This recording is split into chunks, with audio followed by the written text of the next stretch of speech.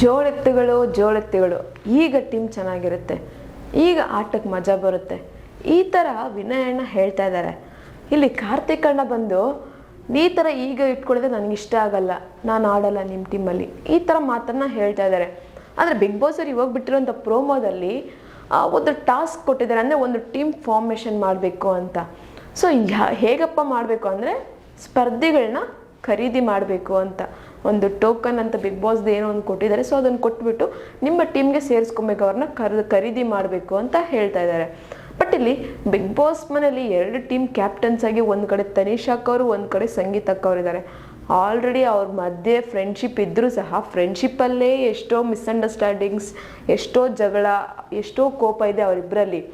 ಮತ್ತು ಈ ಒಂದು ಕ್ಯಾಪ್ಟನ್ಸ್ ಅವರಿಬ್ಬರು ಆಗಿರೋದಕ್ಕೋಸ್ಕರ ಪಾಪ ಇದ್ರ ಮಧ್ಯದಲ್ಲಿ ನಮ್ಮ ಕಾರ್ತಿಕಣ್ಣ ಸಿಗಾಕೊಂಡು ಜಂಜಾಟದಲ್ಲಿ ಒಂಥರ ರಂಪಾಟ ಥರ ಆಗ್ಬಿಟ್ಟಿದೆ. ಇವರಿಬ್ಬರು ಜಗಳದಲ್ಲಿ ಕಾರ್ತಿಕಣ್ಣ ಎಲ್ಲಿಗೆ ಹೋಗ್ತಾರೋ ಗೊತ್ತಾಗಲ್ಲ.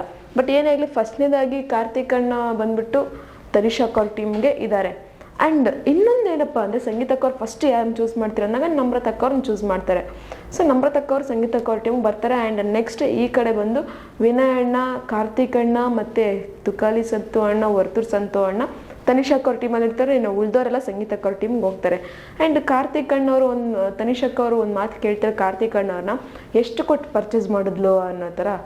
ಆಗ ಅವರು ಹೇಳ್ತಾರೆ 5,000 ಅಂತ.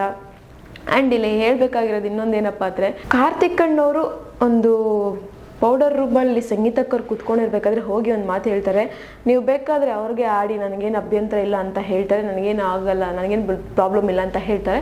ಸೊ ಅದಕ್ಕೆ ಕಾರ್ತಿಕ್ ಅಣ್ಣವ್ರು ಹೇಳ್ತಾರೆ, ಈ ಥರ ಈಗೋ ಇಟ್ಕೊಂಡ್ರೆ ಆಗಲ್ಲ, ಈ ಥರ ಈಗೋ ಇಟ್ಕೊಂಡ್ರೆ ನನಗಿಷ್ಟ ಆಗಲ್ಲ ಅನ್ನೋ ಒಂದು ಮಾತನ್ನು ಹೇಳ್ತಾರೆ.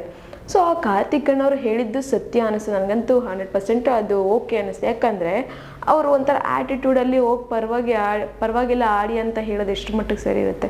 ಇಲ್ಲ ನೀವು ಫಸ್ಟ್ ಸಂಗೀತಕ್ಕವರೇ ರಿಕ್ವೆಸ್ಟ್ ಮಾಡಿಕೊಂಡ್ರು, ನೀವು ನನ್ನ ಟೀಮಲ್ಲಿದೆ ಚೆನ್ನಾಗಿರುತ್ತೆ ಅಂತ. ಬಟ್ ಈಗ ಅಗೇನ್ ಇವರು ಆ ಥರ ಒಂದು ಈಗೋ ತೋರಿಸೋ ಥರ ಇದು ಮಾಡಿದ್ರೆ, ಸೊ ಕಾರ್ತಿಕ್ ಅಣ್ಣಂಗೂ ಇಷ್ಟ ಆಗಲಿಲ್ಲ, ಸರಿ ಅಂತಬಿಟ್ಟು ನಾನು ಹೋಗೋಲ್ಲ ಅಂತಂದ್ಬಿಟ್ಟು ತನಿಷಾಕ್ ಅವ್ರ ಟೀಮ್ಗೆ ಹೋಗ್ತಾರೆ.